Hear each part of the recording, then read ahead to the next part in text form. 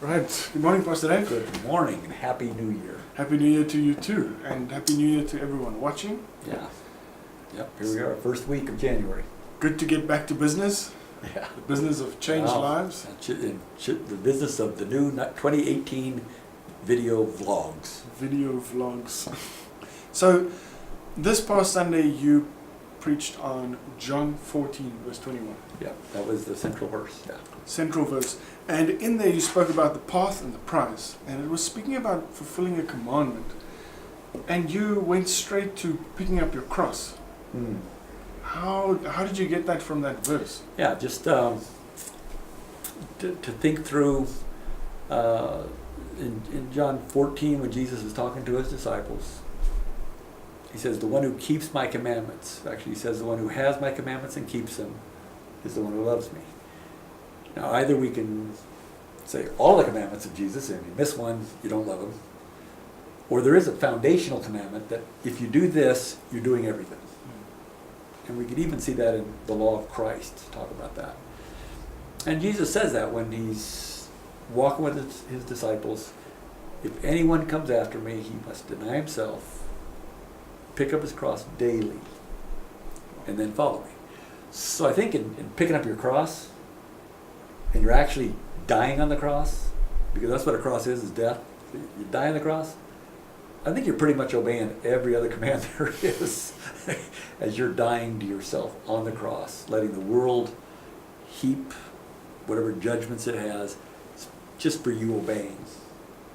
So that command really encompasses everything, and it's the most difficult to obey, for sure. Oh, for sure. Okay. So you mentioned that it's going to be tough when you are obeying, and how you're going to have to pick up your cross. So you mentioned something in the sermon that Jesus didn't come to bring peace, but the sword. What were you talking about? Like we think obedience brings kind of blessing and happiness. Yes. And there is a sense of blessing with God, but it doesn't necessarily mean blessing with the world. Jesus said the world hated me before it hated you. And if it does hate me, it will hate you. And so Jesus came to tell us to pick up our cross. And not to say, believe in me, and then things get a lot better, your investments are better, or a lot of things like that.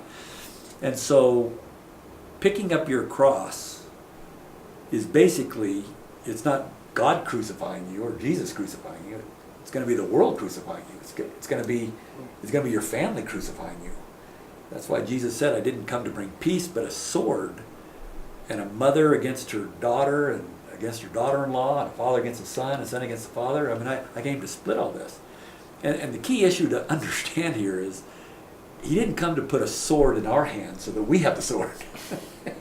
He came so that they'd have the sword and it would pierce our souls. And so he didn't come to bring peace, but division. A sword that those who are opposed to the gospel will have and create. And we're willing to go on that cross for the sake of Christ, obeying.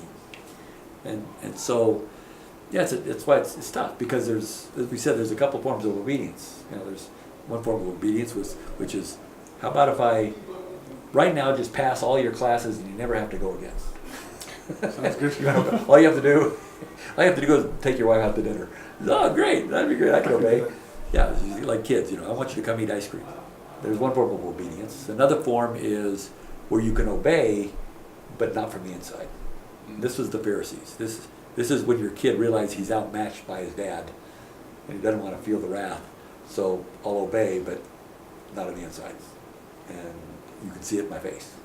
Then there's third kind of obeying, which is, it really hurts, it costs you, and for the love of Christ, you would gladly obey no matter what the cost. And that's the cross. Doesn't sound easy. No, that's the cross. And the world has a sword ready that stands against that. That's the one who loves Jesus. Oh. And that's the one that's getting. Do you love Jesus? Taking up your cross. And that's the other thing that we talked about is, let him take up his cross. Everybody's got their own cross. I don't have yours, you don't have mine.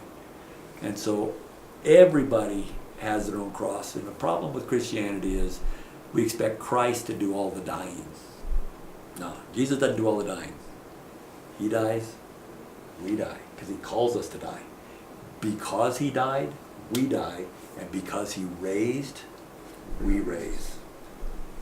Wherever he is, we are. So if he gets scorned, we get scorned. And then when he gets raised up, we get raised up.